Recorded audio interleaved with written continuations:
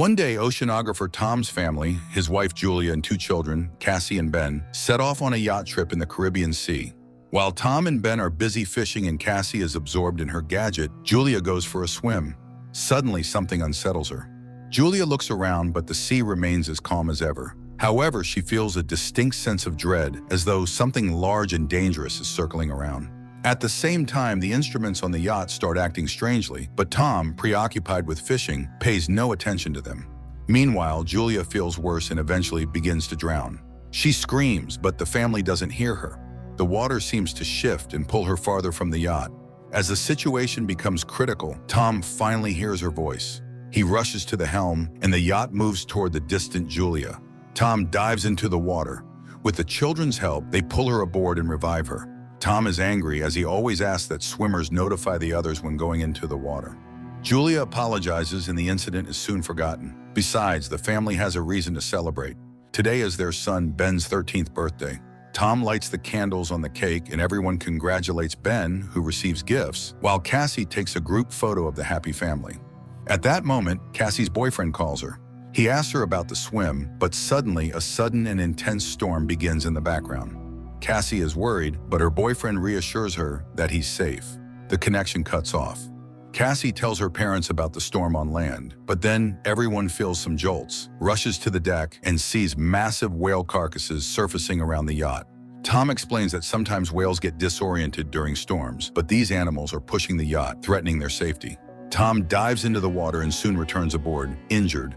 While trying to figure out what's going on, he cut himself on the propeller. Julia stitches up the cut on her husband's shoulder, and he explains that the yacht's shafts seem bent, likely from a tail strike. Now they're unlikely to be able to sail away.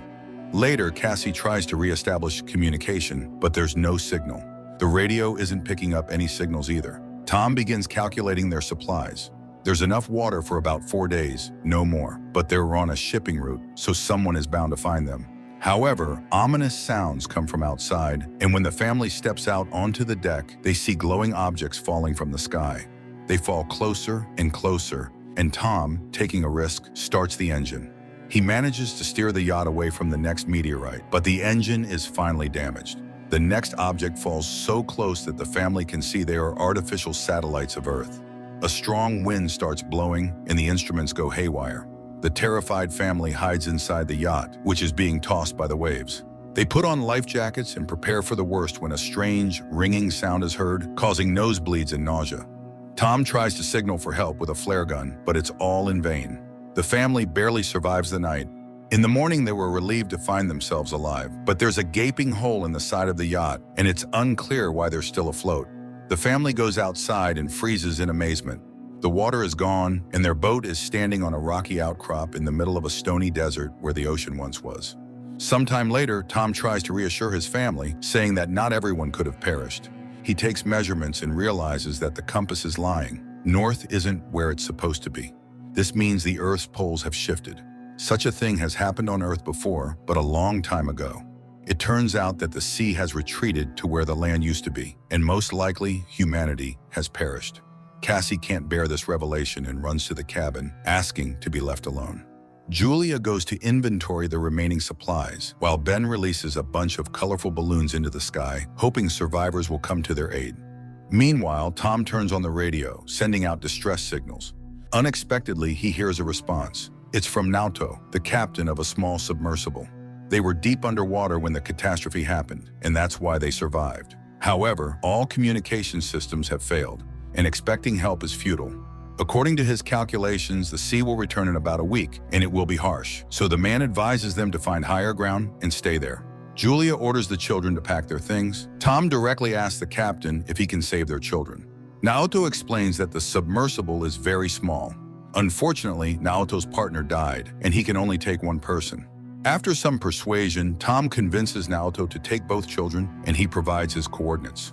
Tom charts a course on the nautical map and promises to reach the location in a couple of days. The next morning, the family is almost ready to embark on their journey. Tom steps onto the deck and suddenly sees a man with a dog approaching. He walks toward him and greets him, but notices that the man is injured. He offers the traveler some water. The man drinks it and then suddenly punches Tom in the face, which Julia sees. She rushes to her husband as the traveler plunges a makeshift spear into Tom's chest. The dog keeps Julia at bay, though she freezes in horror herself. Realizing there's no saving her husband, she runs to the yacht. The man pursues her, injuring her arm. Nevertheless, Julia climbs onto the deck, and the children, hearing her screams, run to her aid. Together, they barricade the doors to the cabin. After that, Julia hides Cassie and Ben in a locker, giving her daughter the flare gun and instructing her to shoot only as a last resort. Meanwhile, the killer tries to break down the doors and eventually succeeds. Julia hides in the bathroom, patching up her wound. Entering, the intruder heads straight to the galley and grabs some food. It's clear that he's very hungry. Holding a can of food, the man begins searching the yacht while Julia arms herself with a kitchen knife. He enters the cabin, but the woman jumps overboard, hiding beneath the yacht. The killer peers through the hole but doesn't see her. However, the dog attacks Julia, forcing her to kill it. The man hears the yelp, goes outside, and finds the dog's body. Meanwhile, Julia climbs back onto the yacht through the portholes on the opposite side. She falls straight into the killer's hands. He beats her, throws her onto a couch, and grabs her throat, intending to strangle her. Cassie witnesses all this and realizes it's the last resort. She opens the locker and fires at the man. The shot throws him to the side, but the flare sets the yacht on fire. Julia orders the children to flee while she sneaks into the galley. The killer, only injured, tries to attack again. Julia kicks him away, grabs the packed bags, and jumps overboard, where Ben finds his father's body. Cassie runs to the corpse and sobs over it.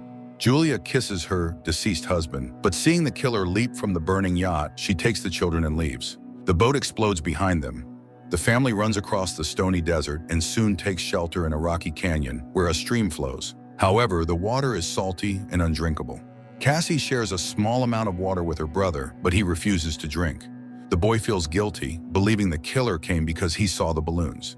Cassie also voices this thought, but Julia orders her to stop and defends her son, explaining that he didn't mean any harm. She tells the children to gather themselves, as a long journey awaits. And then she spots the killer again, still relentlessly following their trail. The family hurries onward. That evening, Ben finds the carcass of a hammerhead shark and tries to butcher it. But Julia sees the pursuer and orders the children to run. They soon come across a field of once flooded toxic waste barrels, but Julia urges the children forward despite the threat of contamination, knowing the killer is still on their heels. The family walks along the former ocean floor, weaving through piles of plastic and other trash dumped by humans. Soon, Julia notices that Ben is severely dehydrated and gives him the last drops of water. Cassie has a breakdown, convinced that they have no chance of survival, but Julia commands them to keep moving. Eventually, they find the fuselage of a plane that crashed into the sea long ago and crawl inside to rest.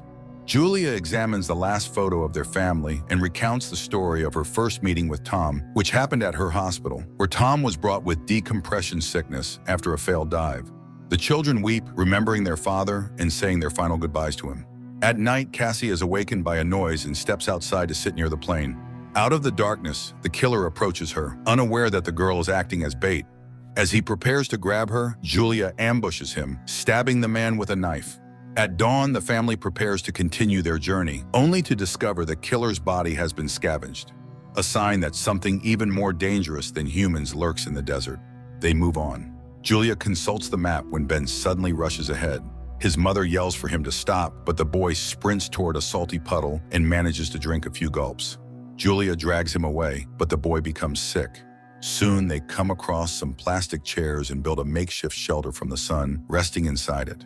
Suddenly, Julia hears strange sounds. She steps outside and sees something that forces her to wake the children. Realizing the new danger, they begin running. Soon they spot a large ship in the distance, surrounded by crashed containers and a few wandering people. Julia calls out to them, but they, seeing thousands of giant crabs, dash into a container and lock the doors, ignoring her pleas for help. The three climb onto a container, though the crabs manage to wound Julia in the leg. Nevertheless, Julia, Cassie, and Ben sit on top, watching the crabs penetrate through a crack in the doors, killing everyone inside despite the people's attempts to fend them off. Julia ties a scarf around her leg and passes out. The next morning, she wakes up alone, terrified, and calls for the children. But it turns out the crabs have moved on, and the children had gone down to search for food and weapons. Julia cauterizes her wound while Ben examines the found weapons. Searching through the containers, they find a small amount of food and water. In the pocket of one of the deceased, Julia finds a radio and contacts Nato. He responds, explaining that he was also attacked by deep-sea arthropods. Based on his observations, the sea will return soon, which is why the creatures have emerged. Julia begs him to save her children, but she's unsure where to go because she's lost the map. Naoto fires a flare. Ben sees the direction and the family rushes toward it. Soon they see a yellow submarine in the distance, but reaching it is difficult due to the terrain of the former seabed. Cassie dislikes her mother's talk about saving the children, but Julia refuses to answer and pushes the family onward. They are forced to pass through a canyon contaminated with toxic waste. At one point, they are caught in a rock slide, and Julia becomes separated from the children. She orders them to continue, and when Cassie refuses, Julia pleads with her to save her brother. Cassie and Ben make it out of the canyon and reach the submarine, but inside, there's no one. Suddenly, Naoto, badly wounded, emerges from behind the boat. He admits that he has no chance of surviving and orders them to climb aboard, but Cassie goes back for her mother, who is fending off the emerging crabs. Her bullets nearly depleted, Cassie climbs the rock barrier and extends her hand to her mother. They manage to reach the submarine just as the crabs overrun Naoto, who dies in their claws. The family climbs aboard, and just then an ocean wave crests over the horizon. The water lifts the submarine and drags it across the rocks, and as Julia watches everything that happened over the past few days flash before her eyes, she passes out. When she awakens, she finds the vessel at a standstill. Julia opens the hatch, and the family emerges to find themselves in a ruined city, carried there by the wave.